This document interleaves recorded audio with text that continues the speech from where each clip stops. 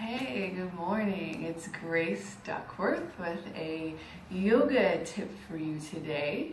I am at Karma Tribe Yoga, Kansas City's donation yoga studio off of Broadway in Westport. Today I want to talk to you about Urdhva Danurasa, or upward bow pose, sometimes referred to as wheel pose, and limitations in the posture, why it might be tricky for you to get into it, and ways to help you open more for this specific challenging posture. So you want to make sure that you definitely get your core heated up first. And this is a posture that you would do way at the end of your practice. You're not going to be getting into any deep back bends like right off the bat. You want to make sure you're super warm, but definitely get some core work in. So we'll do just a little bit together today. Actually, let's use our blocks. If you have blocks, one between the thighs, one between the feet, and if not, don't worry about it. Squeeze your blocks lower down to the forearms, lift the heart. Squeeze, squeeze, squeeze. Inhale, extend. Exhale, contract. Inhale, extend. Exhale, contract. We want to warm up the core because these are the muscles that are going to be supporting the spine in the back bend. Let's do 5 more here.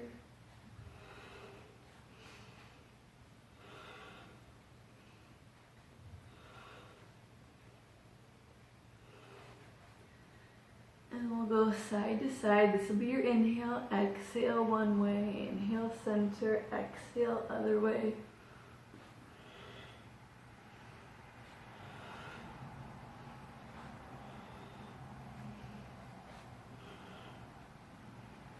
One more per side. Let's do one more per side. We'll go back through center. Inhale out, exhale, squeeze. Inhale out, exhale, squeeze.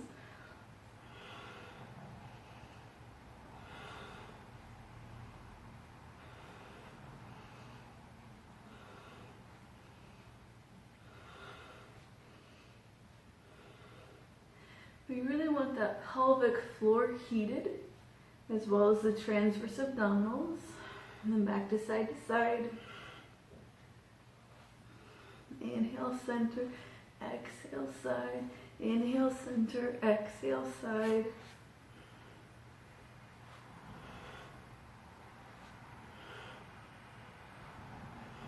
One more per side. Now come back through center. Let's move our blocks out of the way and instead lay down on our back. And we'll finish with some bicycle crunches.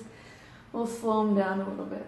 Start with your head and your shoulders off the ground, hands at the ears, so that your neck is holding your head, not your hands holding your head. We're going to take an inhale, exhale, extend one leg, twist to the bent leg. Inhale, center, exhale, extend, twist toward the bent leg.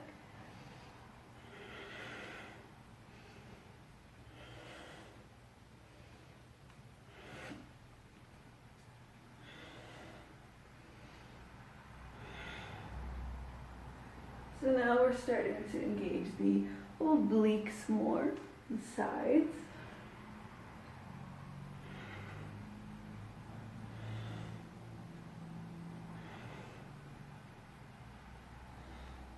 Do one more per side. And pause, windshield wiper the legs.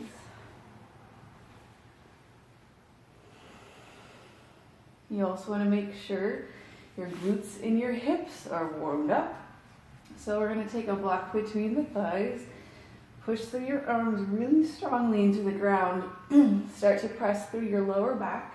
As you inhale, roll up into a bridge pose, Setu Bandha Samardasana. Exhale to roll down. And really notice the way that you feel in this pose, because we're going to come back to this work later on.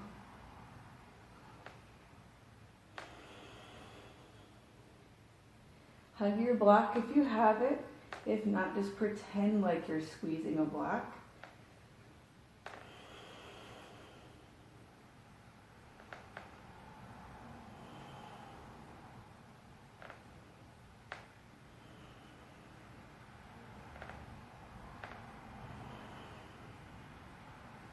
Also notice the adductors are warming up as you squeeze the thighs, inner thighs.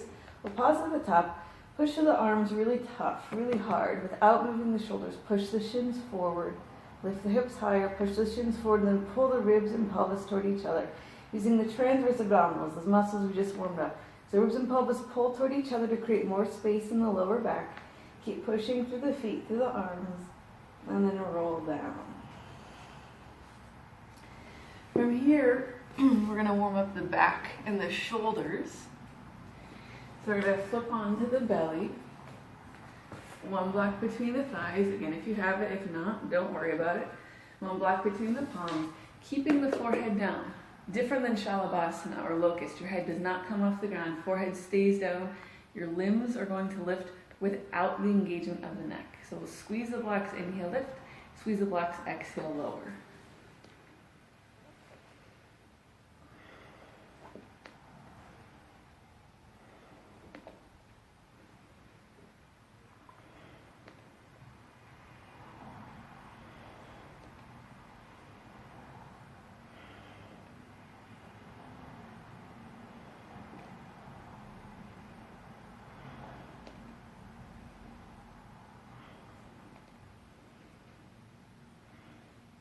Pause this time.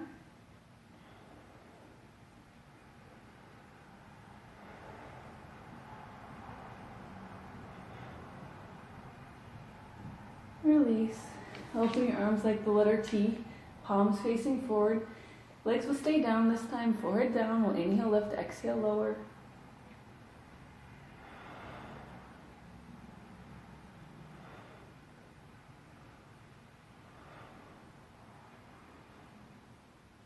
We'll pause.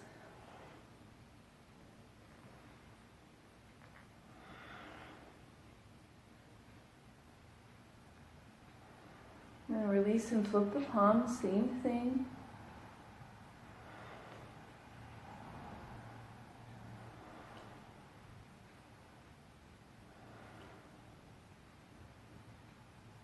And pause again.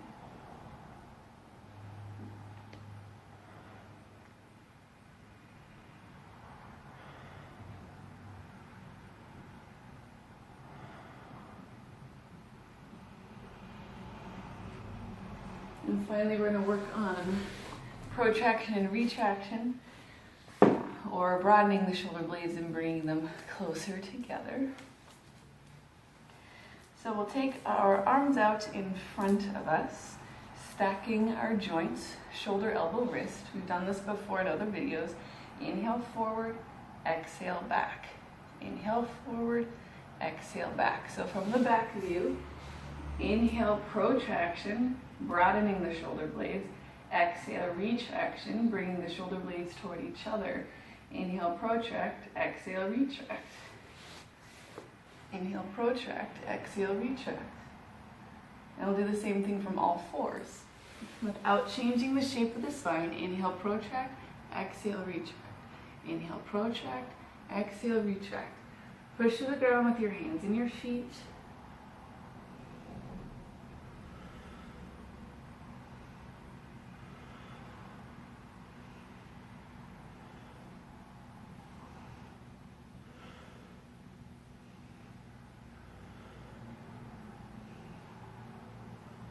One more.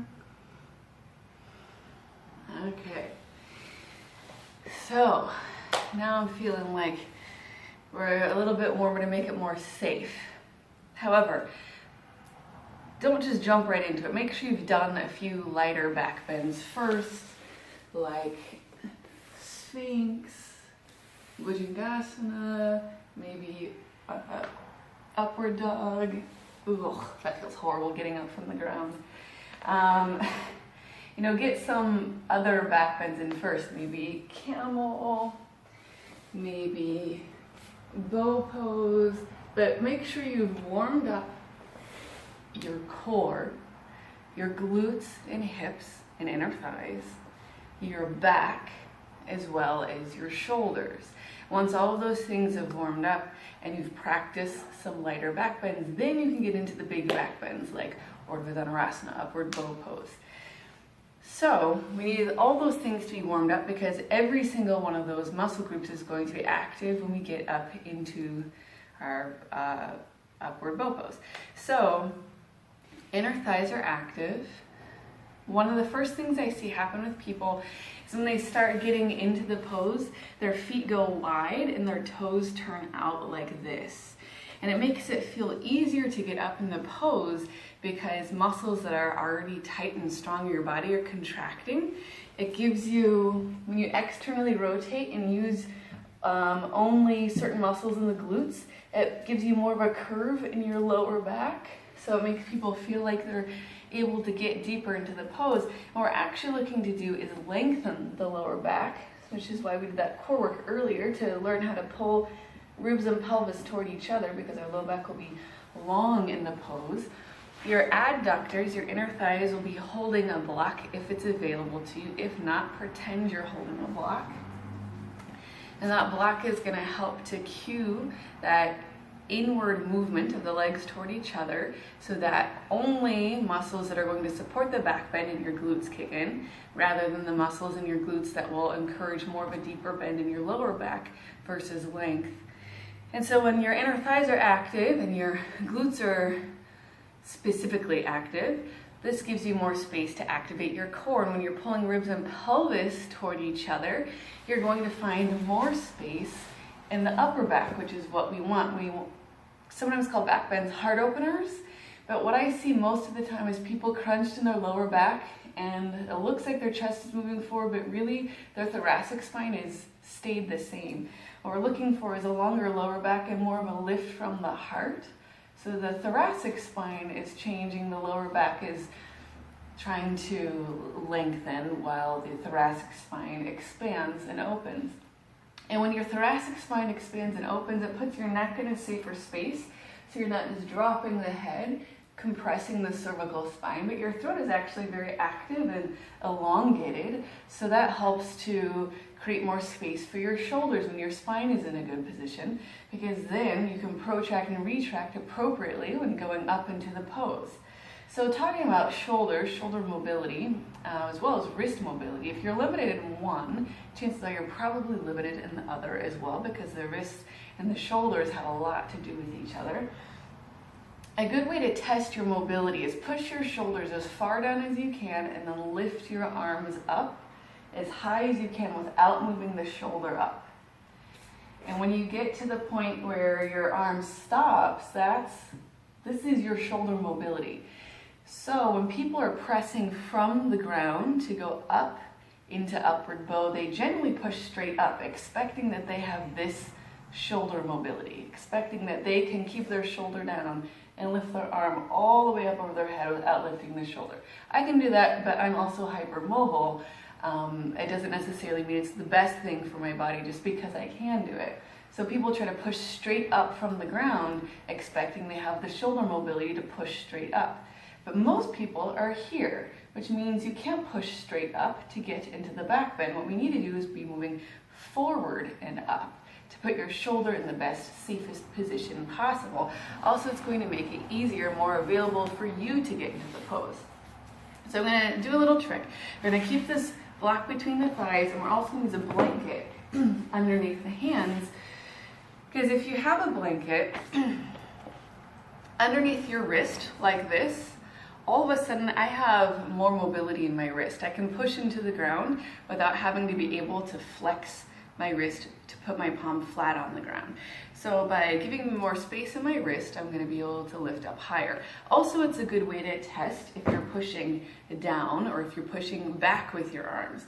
A lot of people are pushing back with the arms, and if you're pushing back, your blanket will slide off of your mat.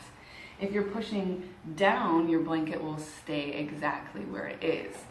So here's what it's going to look like. I'm going to take the block between my thighs, I'm going to lower down and take the blanket just underneath my head.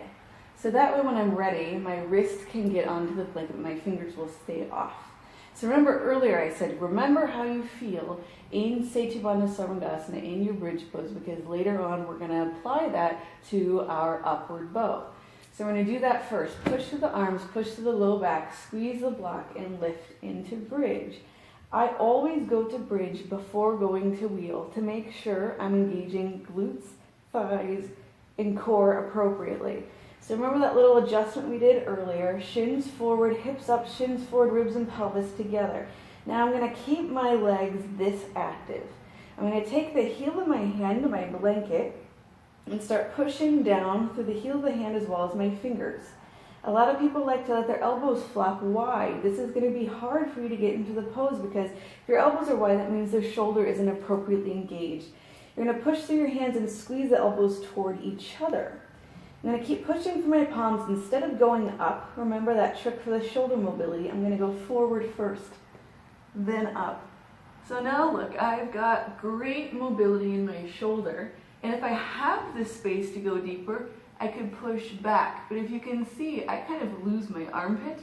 Now I've got a bone sticking out, my humerus bone is sticking out of my armpit.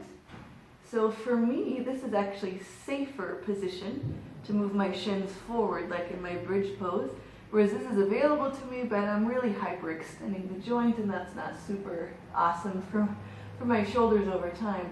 So I want to think about maybe hollowing my armpits out just a little bit, pulling my ribs and pelvis toward each other, squeezing the block, and when I'm ready to come down, I'm going to push the shins forward, bend the elbows, bring my head back to the blanket, lower shoulders, and roll out of my bridge pose.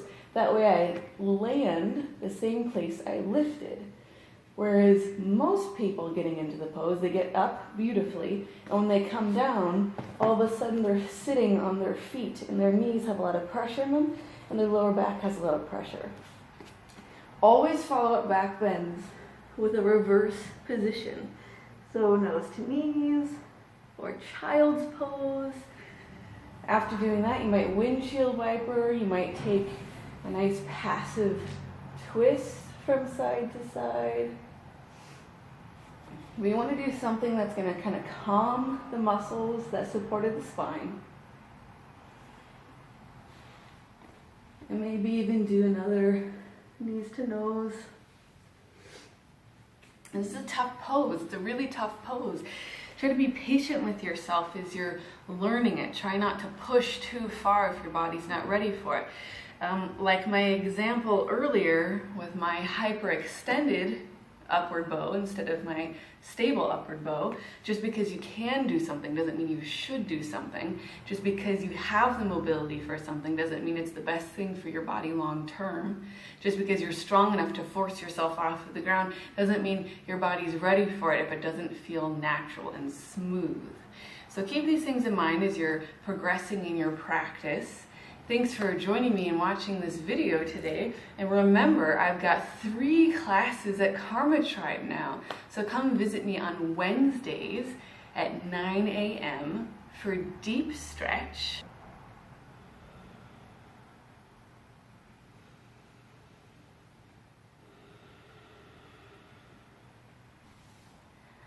Wednesdays at noon for vinyasa.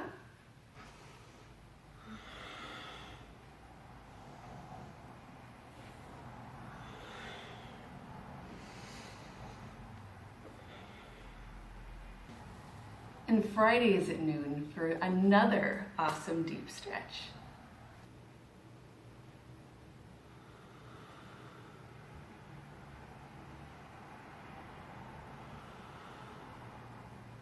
Hope to see you soon at all these amazing classes. Thanks again for watching and participating in this back-bending, very teeny tiny short class with me today. Please visit graceduckworth.com to check out upcoming events, my full class schedule, as well as my online yoga studio that's going to be launching in just a few short weeks. Please subscribe to my YouTube channel, like, share, all sorts of good stuff. Thanks again very, very much. Let me know how you did with this work in the description, I'm not in the description box, in the comment box below. And I look forward to practicing with you soon. Namaste.